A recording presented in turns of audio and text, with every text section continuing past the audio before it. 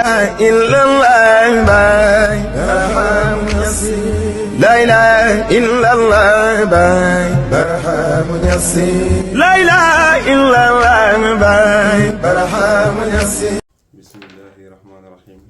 الحمد لله رب العالمين اللهم صل على سيدنا محمد وسلم وعلى آله وصحبه ومن والاه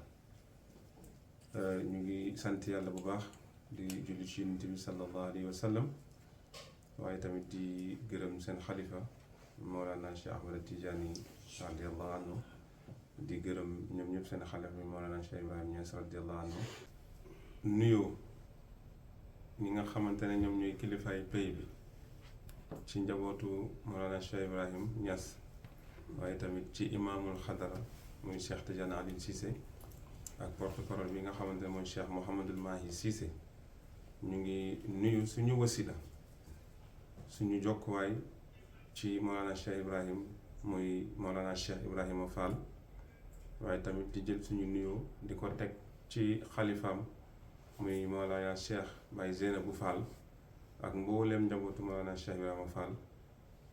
di oo mbooleem koo xamante ne taalibi nga rek ci bés bi nga xamante ne moom mooy bésu gàmmu Mawlaya Baye Demba Sy muy fédération Taysirul Wusul waaye tamit di ci oo mbooleem ñi nga xamante ne ñoom ñooy muqaddam yi sëriñ bi aju ci sëriñ bi te kenn ku si nekk si ay barab yu fasante ko nekk foofu noonu di liggéeyal xadara bi waaye tamit ci ndigalu Mawlana Cheikh Baye Demba Sy bi nga xamante ne ñun ñëpp moo ñu takkate waaye tamit di si ooyaat mbooleem taalibe ak mbooleem muqaddam waaye tamit mbooleem daaira yi nga xamante ne nii yàlla def nañu fédéré wu ci biir fédération bi keroog bi nga xamante ne nii teg nañ fédération bi waxtaan wax li ñu tax a jóg pour maanaam liggéeyal li nga xamante ne mooy islam ci ndigalu sëriñ bi mi Mawlaya Baye Demba Sy ñu dégg ko nangu ko te xam ne itamit ne xel mu sell la liggéey bu rafet la ñu jóg ànd si ak ñun te daaira yooyu noonu yëpp kenn ku si nekk am na njiit te njiit yooyu noonu tamit kenn ku si nekk ñu ngi si ay barab yu fasante ko lu mel ni jogob am na ñoo xamante ne mbokk taalibe yi nga xamante ne ñoom ñoo fa nekk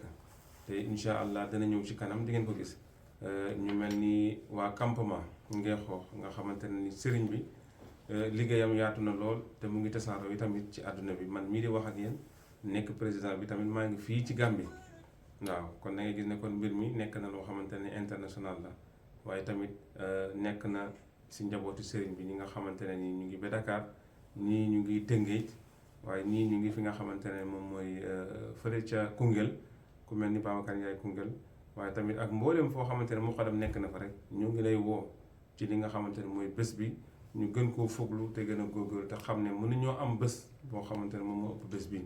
gannaaw li nga xamante ne moom mooy gàmmu waaye gannaaw li nga xamante ne nii moom mooy